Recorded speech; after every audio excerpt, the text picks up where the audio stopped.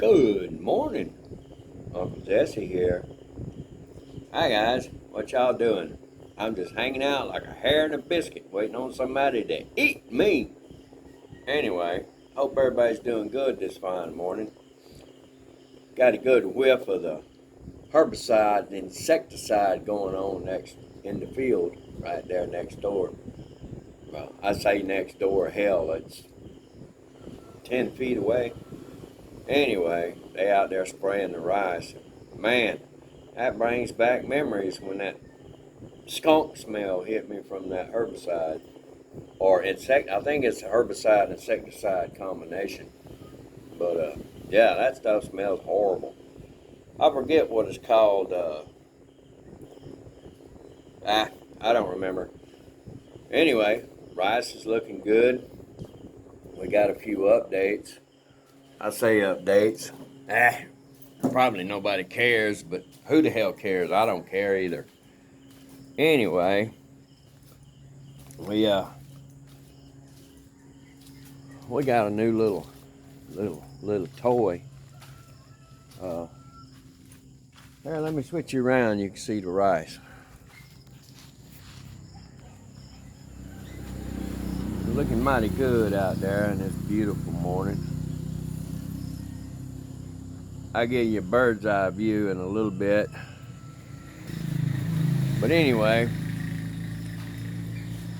our little old Tangy, she's in a bad way. I'm talking about our little orange motorcycle, our little tangerine motorcycle.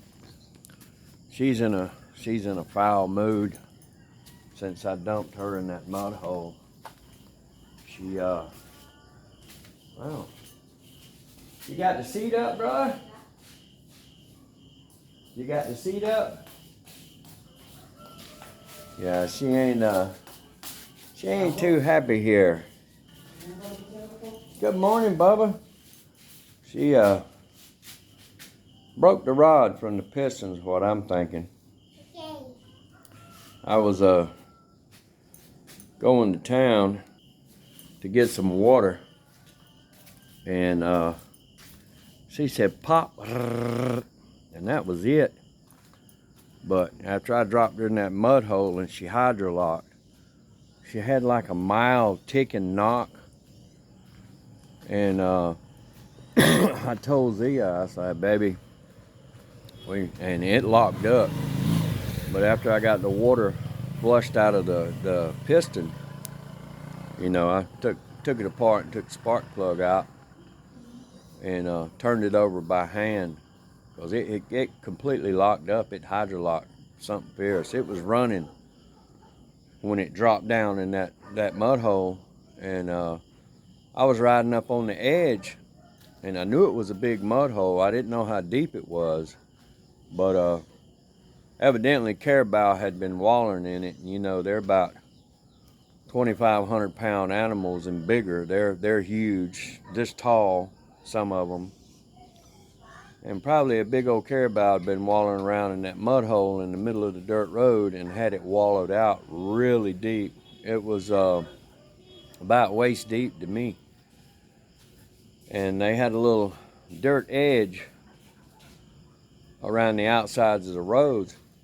And I had been by it twice. And I just went to ride by it that one time. And the back tire slipped a little bit because it was slick.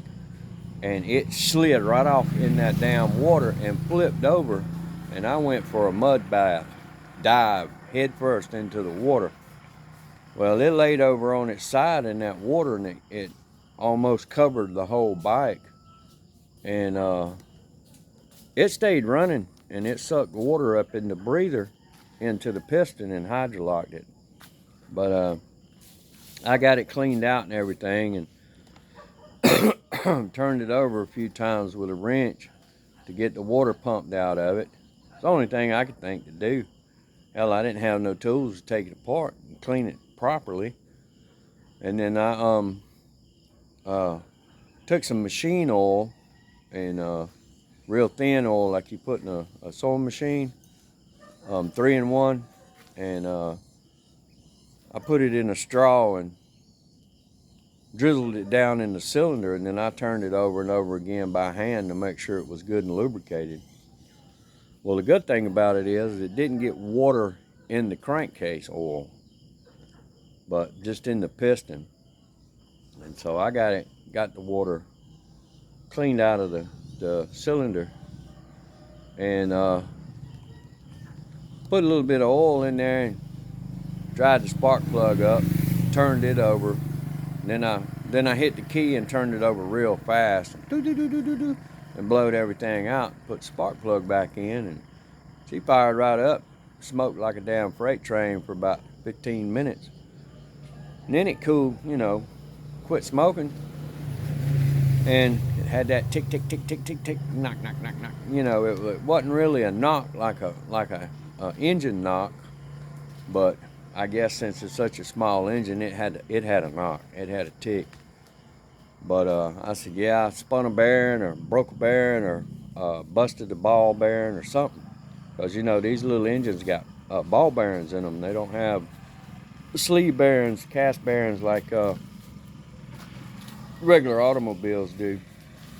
But, yeah, she decided to break loose. That rod broke loose in there. And I'm not sure where it broke loose. We haven't taken it apart. I was going to have it rebuilt and just buy me another motorcycle, and me and Zia. And the rebuild part of it is going to be about 15K pesos, which is about $300. You get a whole engine rebuild, bearings, crank, piston, all that, cylinder head, everything. And get the mechanic to put it in for all that. He's got all the tools and everything, I don't have tools in my shop anymore. But we went and we looked at bikes and looked at bikes and looked at bikes, and Zia decided to get an upgraded version of Tangy. It's the same size, 125i, pretty much the same platform. Little bit different body style because it's a newer bike. I mean, just looking at it, you really can't tell a whole lot of difference. But it's got a better suspension on it. It rides a lot, man. It rides like a big bike. It rides like my Harley Davidson in America. I mean, it rides good. Rides a lot better than the old version Tangy does. But here we go. Let's introduce our maroon machine, and I think we're gonna call her Rooney. Introducing Rooney, the maroon click.